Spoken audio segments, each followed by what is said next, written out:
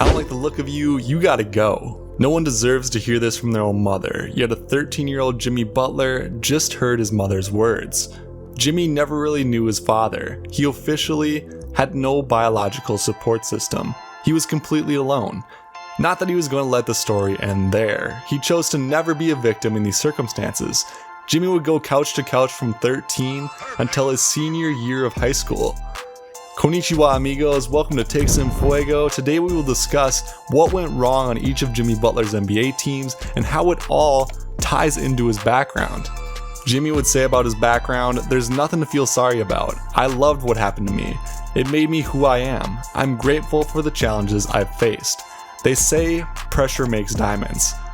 The same time when Jimmy was kicked out by his mother was the same time he stopped playing football. At only 5'4", he was sick of getting rocked by the bigger kids. So he committed his open time to basketball. As a junior in high school who was 6'6" and played in the post, averaging 10 points per game, colleges overlooked him his whole junior year. His work ethic would only get him so far his senior year. At the end of it, he had no Division I offers. His option was junior college, in particular, the Tyler Junior College Apaches, and that's it. Jimmy wasn't satisfied. He would train harder than everyone, would start earlier than everyone, and ask more hands-on instruction of his coaches. The head coach would say, "The first week, he was wearing me out." No matter, still no interest in Jimmy Butler, even though there was interest in his teammates. Buzz Williams came down to Tyler Junior College as he was going to see a teammate of Jimmy's. During his visit, he saw someone who was working harder than everyone else on the team, by far. Jimmy would later get a scholarship offer to Marquette. He wouldn't have immediate success. He averaged under 6 points per game his first season at Marquette. Coach Buzz Williams had a reputation for being a hard ass. He would say, "Practice is like boot camp. It's not supposed to be easy." But Jimmy Butler didn't even know the half of it yet. Coach would say, "I've never been harder on a player than I've been on Jimmy. I was ruthless on him because he didn't know how good he could be. He'd been told his whole life he wasn't good enough. What I was seeing was a guy who could impact our team in so many ways." Jimmy would say about Buzz, "Buzz has always been like a father figure to me, because he introduced me to this whole hard work thing." Jimmy improved his points per game by nearly 10 points into his senior year. And at the NBA draft, he would go from one hard work coach to another with the Chicago Bulls and Tom Thibadeou. And he would find himself in familiar territory as when he started. He averaged just 2.6 points his rookie season and shot 18% from three. But it didn't matter. Jimmy's whole background had taught him how to grind. He would make drastic improvements year after year until he made an all-star team his fourth NBA season. The Bulls would become contenders with Jimmy Butler as the focal point after Derrick Rose's injury, and it was spearheaded by Jimmy, Pau Gasol, and Joakim Noah at the time. They put together a string of several great seasons, and they were close to the top. Almost there. But it didn't last forever. Tibbs would be fired after a second-round exit and a lot of drama. The front office and Tom Thibadeou would disagree over a lot, including who should and shouldn't play. Jimmy Butler had his own disagreements. Butler and Noah would clash in their final year together, and Butler would claim Noah and the other Bulls were coming late to team activities and just not working hard enough. Derrick Rose was still rehabbing from his injury and thinking that he could get back to what he once was, and that involved having the ball in his hands a lot.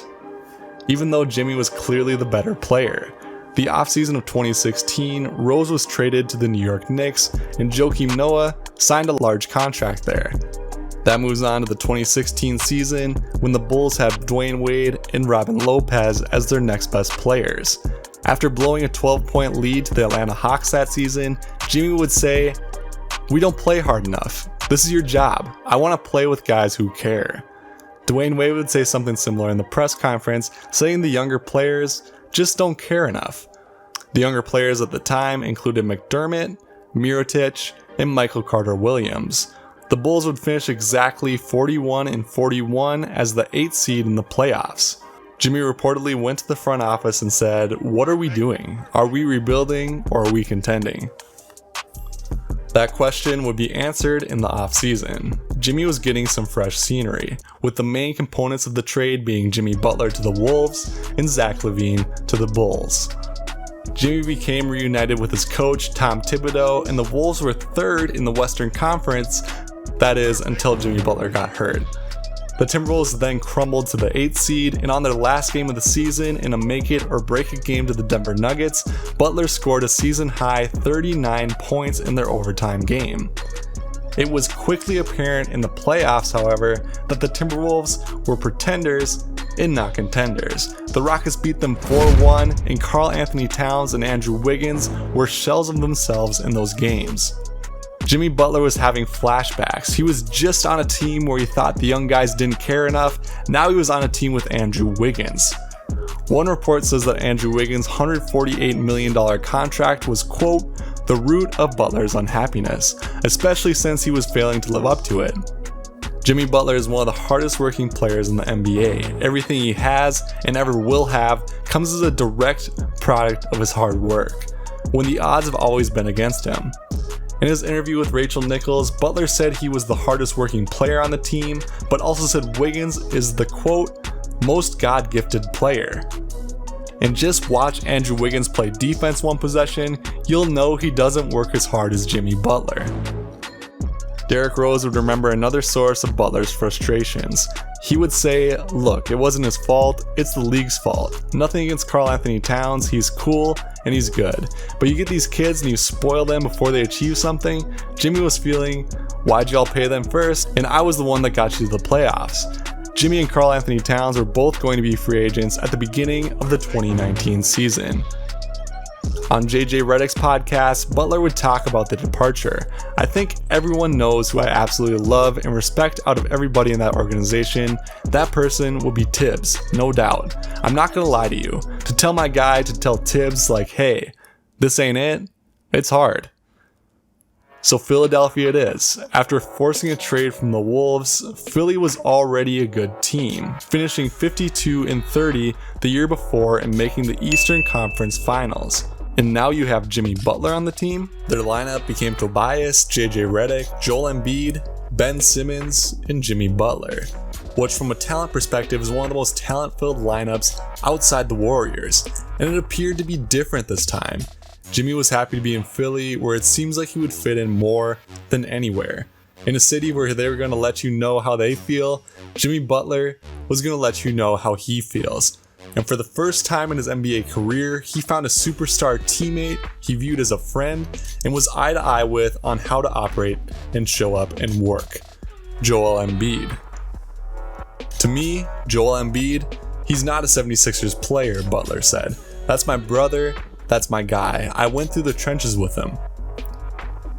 He couldn't say that for everyone on the team though. In one interview with Yahoo, the interviewer asked Jimmy, did you feel everybody in Philly was working as hard and recognized the opportunity? Jimmy would say no, but is everyone playing this game for a championship? The Yahoo interviewer says, but what are they playing for? Butler's response, houses, cars. It's a subtle shot at Ben Simmons. He's been known for posting several Instagram posts with several different cars. And to flashback to Andrew Wiggins, obviously it's different. Ben Simmons is an impact player, but you have one of the most God-gifted, talented guys in the NBA with Ben Simmons, and he's recorded 1 3-pointer so far in his career. That is offensive, especially when you line up at point guard. Once again, Jimmy Butler was in the gym every fucking day, working on his weaknesses, and the point guard on the team can't do the thing every other point guard in the league can do. Do you know how you get better at shooting 3-pointers? You shoot 3-pointers. It's not that hard. Jimmy, who's clashed with many over the years, would clash with someone else on the Sixers as well. He questioned Brett Brown's tactics, intensity, and ability to lead. Often. He would say, I didn't know who the fuck was in charge. I didn't know what the fuck to expect whenever I go to the gym. I think I was as lost as the next guy. This started early on. In a conversation on JJ Redick's podcast, Butler remembers a film session that was curiously quiet. So I was like, and I told you this as we walked out, JJ, why would I ever go back in there again? Nothing's getting accomplished. Nobody's saying nothing to anybody, and we're just sitting in there watching film, and you can literally hear the thing just clicking, and we're all just looking around. I may have been 2-3 weeks there tops. Click, click, click. Alright guys, let's go practice. Why don't we just go through this?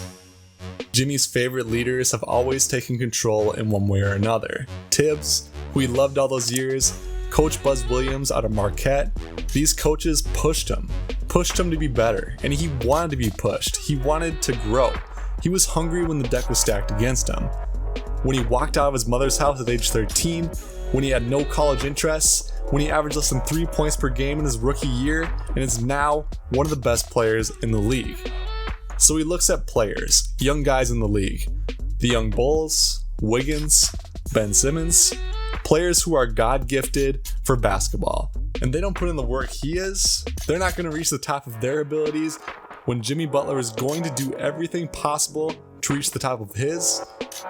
Their coach wasn't going to challenge them or push them.